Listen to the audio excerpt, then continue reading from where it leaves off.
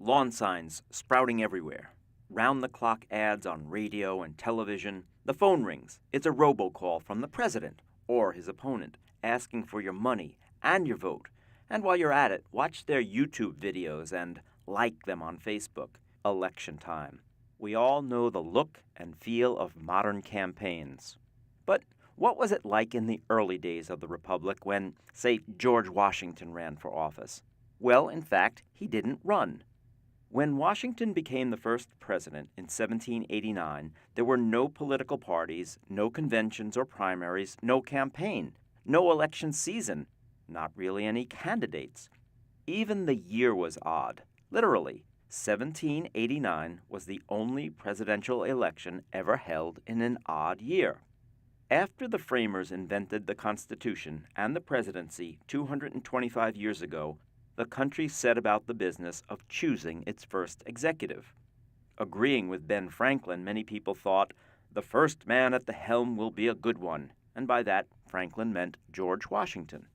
Greatest hero of the Revolution, Washington presided over the convention that created the Constitution. Rarely speaking, he never discussed the job of president or of wanting it.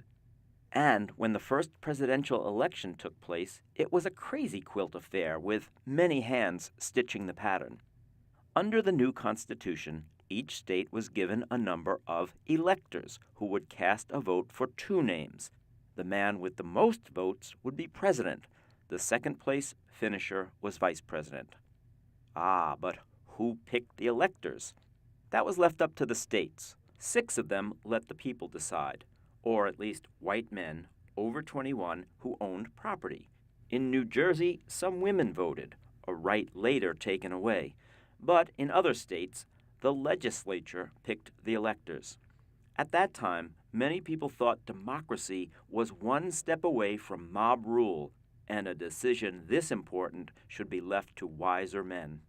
These electors then voted for president. All the states had to do was get their votes in on time. But there were glitches. Only 10 of the 13 states voted. Rhode Island and North Carolina hadn't ratified the Constitution and couldn't vote. New York missed the deadline for naming its electors and also was not counted. When the votes were tallied, it was unanimous. George Washington won easily. John Adams trailed far behind, finishing second, and became the vice president. Told of his victory, George Washington was not surprised. At Mount Vernon, his bags were already packed. He moved to New York City, the nation's temporary capital, and he would have to figure out just what a president was supposed to do. Since that first election, American democracy and elections have come a long way. The Constitution has been changed to open up voting to more people, black men, women, Native Americans, and 18-year-olds included. Getting that basic right extended to all those people has been a long, hard struggle. So when you think you can't stand any more of those lawn signs and TV ads, just remember, the right to vote wasn't always for everyone, and that's a piece of history worth knowing.